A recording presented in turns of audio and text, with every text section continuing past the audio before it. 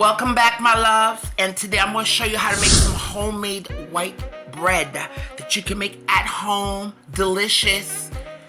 You know what's going into your bread. It's going to save you money, and I'm going to show you how to make your own white bread. So guys, I have a sponge starter here that I'm going to show you how to make. Okay, this is going to kickstart your homemade bread. All right, we have some flour, all-purpose flour. Yes, you could use bread flour, but I don't got bread flour. I'm using all-purpose flour, okay, because that's what I have. We got some eggs, okay, at room temperature. We have some sugar, okay. We have some room temperature butter, okay. I'm using salted butter, okay. I have some yeast. And of course the yeast and the water that I'm going to show you is going to be used to make your starter. We have some salt here. I have some room temperature milk, okay, whole milk. And this is what we're going to do to get our starter together. So it's equal parts flour, equal parts water, a little bit of sugar, which is going to be used to activate, well, even though we're using instant yeast right here, but this is the way I check my yeast to make sure that my yeast is up to par and it's alive, okay? And we're gonna cover it, add our water, and then we're gonna mix that together. And I'm gonna cover it and put it to the side at least for a minimum of 30 minutes, but I didn't use this till like, 2 hours later, okay? And this sponge starter is going to kick off our bread. By doing this, it's going to give the bread a better flavor and a better texture, okay? Now, this is not a sourdough starter, okay, which I will show you how to make in the future.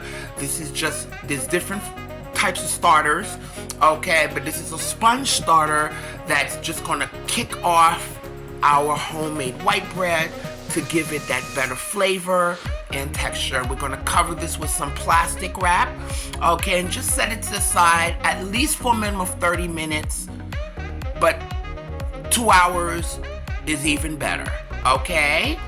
We're gonna put that to the side. All right, guys, so as you can see, our sponge starter has doubled up in size, okay, and that's what we want. We want it to double in size, and when you see it, it's gonna start bubbling. The reason why I added the sugar is to let me know that it's working and it's activated. So we're using instant active yeast, okay? Look at all those bubbles. You see that? It's alive, baby. It's alive. All right, so now we're going to put in our flour. We're going to add our salt, and we're going to add the remainder of our sugar. Now, you don't want to have the salt come in contact with the yeast, because that will stall or even kill the yeast with the salt coming in contact with it. So that's why we got the yeast doing its own thing. And you could do another method of making a straightforward method with your just adding everything to create your bread. But I like to do it this way with the sponge starter because it gives me a better flavor and texture for me, okay? Now I'm gonna beat my eggs slightly, okay, at room temperature. Okay, I got 2 nice large eggs, okay? And we're gonna add that to our milk, and we're gonna pour that into our dried ingredients that we had already pre-mixed together, okay? And then, my loves, what we're gonna do, we are then gonna start incorporating our sponge starter. And as you can see right here, this is our sponge starter. It's active, it's alive, it's already started its fermenting process, and we're going to add that to our dough mixture. This is like a 2-part method here, okay? Okay, and what we're going to do now, we're going to add our room temperature butter, okay? And guys, the ingredients are listed in the description box below, okay? And once you get used to making this bread recipe, you'll go from there and start making your own bread recipe. And guys, I'm gonna let this mix here for at least 7 minutes. Because I want to develop that gluten. Now, yes, of course you can use bread flour, but I didn't have bread flour. Yes, bread flour does have more proteins and stuff with the gluten, but listen, you can make bread with all white flour. If that's what you have, that's what you use, okay? You use what you have and it saves money, okay? It saves money and you make your own bread. Now, we're gonna knead this in our stand mixer here for at least 7 minutes. It's gonna be slightly tacky to touch, but we're gonna do this until it starts separating from the sides of the bowl, but at the same time it's still going to be sticking to the bottom. Okay, so when you touch it with your hands, it's still gonna have like a slightly tacky feeling to it. Okay, but we're gonna do this for 7 minutes. Okay. And as you can see, we're allowing it to keep beating, and it's just going to start, as you can see from the bottom, it's sticking to the bottom, but it's slapping away from the sides of the bowl. Okay, so 7 minutes is a good amount of time. And you also could do the window pane method with this, where you hold it, and if you're able to stretch it and see slightly through it without it breaking, then you got a good textured dough. Okay.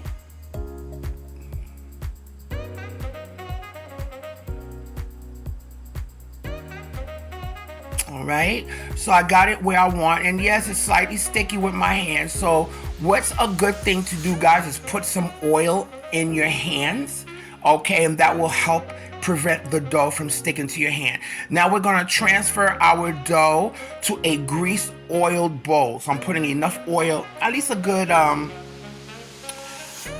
would say at least a good 2 tablespoons of oil in a bowl, okay, and that's gonna keep the dough from sticking to the bowl, okay, and I'm going to also make sure that the top is covered with some of that oil.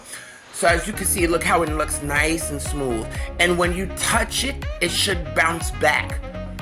Okay, it's going to be smooth and it's going to have that little bounce to it when you gently touch it, okay.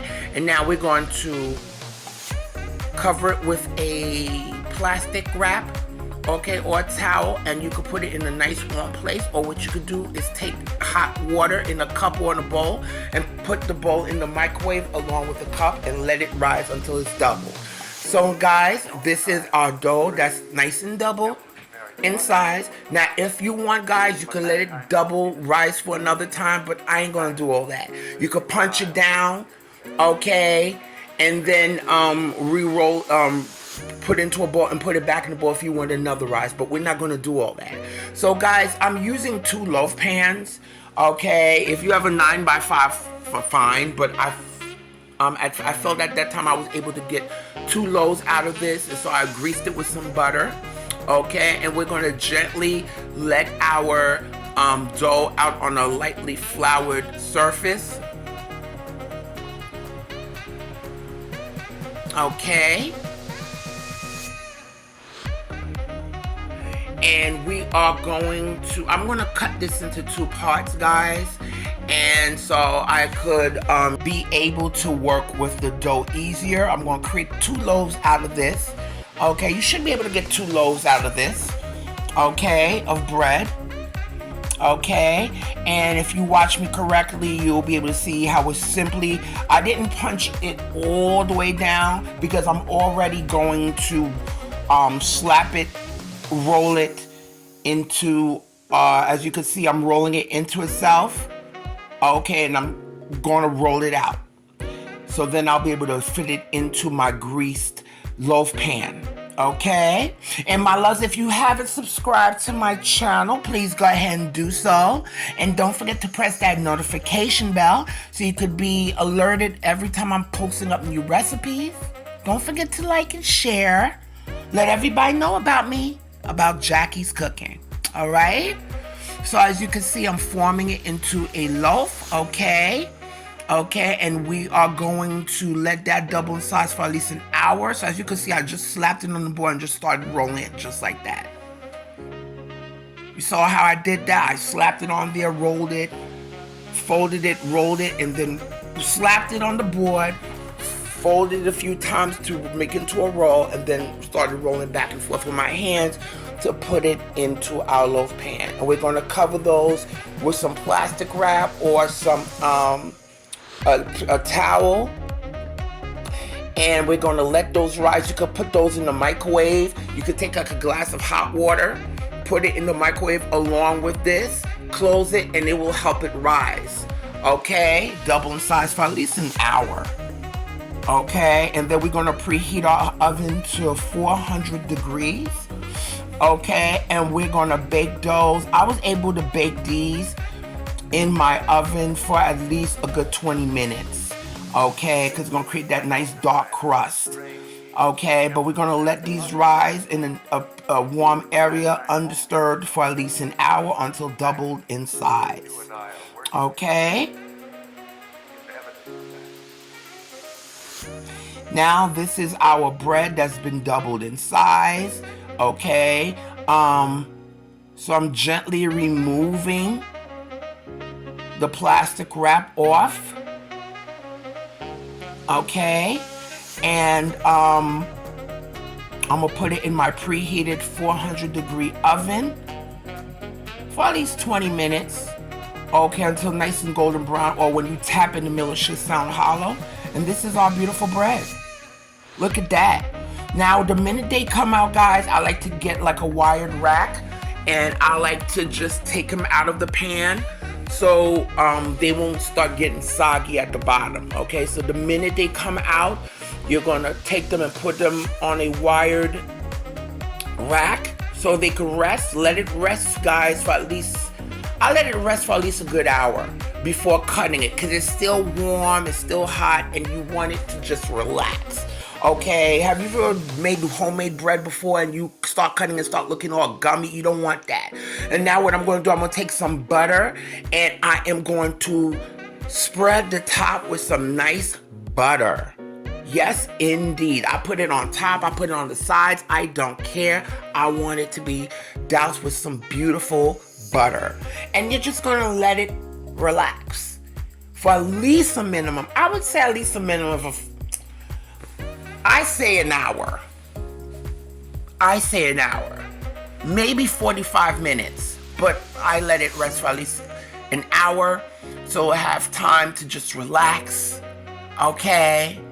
And after we do that, then we could cut into it, because you don't want to cut into it right away, because then all that steam is going to be released and it's going to quickly dry out your bread. You want all that steam to just permeate into your bread. Okay? And this is our beautiful bread. Look at that. Homemade bread that you can make on your own. You can make this your own. That's why I always tell people, have flour in your house. Okay, I have other bread recipes that I'm gonna kick out for you guys. But as long as you have some flour and stuff, guys, you got bread. Let me tell you. You could even make bread with simply just water and stuff, but we didn't use bread. I used some milk. But look at my beautiful bread. Makes beautiful sandwiches. You could turn these into rolls. If you don't have a loaf pan, you don't necessarily need a loaf pan to make this bread. But look at that. Look at that beautiful bread. Look at that beautiful crumb texture. This is what I'm talking about. You make beautiful sandwiches. Now, guys, one thing I will let you know about when you're making bread, you gotta preserve it after you finish using it. Wrap it with some plastic wrap, okay?